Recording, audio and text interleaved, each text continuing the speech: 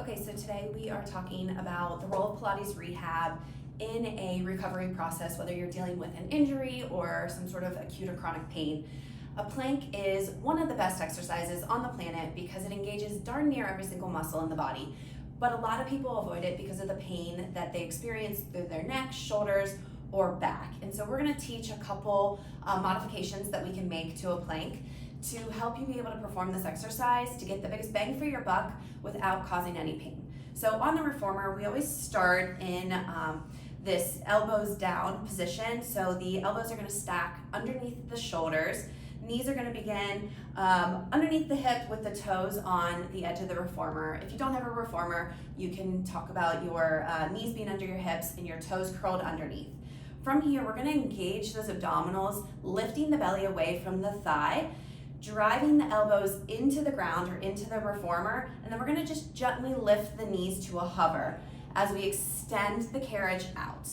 In this position, we wanna see a straight line from the ear, the shoulder, the hip to the ankle. So the glutes are gonna be engaged, abdominals lifted away from the floor or the carriage. Shoulders are drawn down and away from the ears, and the chest is lifted towards the ceiling while the chin is tucked towards the throat. We don't want chin towards chest, but we want a neutral spine here behind the neck. Back of the thighs are lifting towards the ceiling and the heels are reaching towards that wall behind us.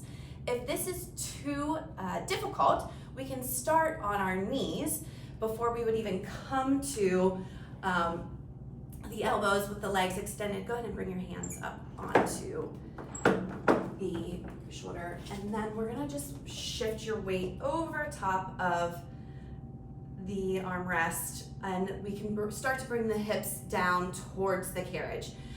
In this position, if you're on the floor, we're gonna see a straight line from the tip of the ear, the shoulder, the hip, and the knee, but we're gonna start this plank on our knees. To progress this, to make it a slightly more challenging, we're gonna go ahead and lift those knees and press out into that high plank, still lifting through the spine so we have that straight line from tip to tail. And the important thing here to make the work come out of the neck is to really press those hands into the floor while lifting that chest towards the ceiling and making sure that our gaze is towards the end of the carriage so that we aren't looking up and extending through the cervical spine or taking the chin towards the chest and bending through the cervical spine or the neck. We want to make sure to focus on breathing into the sides of the body no matter which position you choose to do this plank.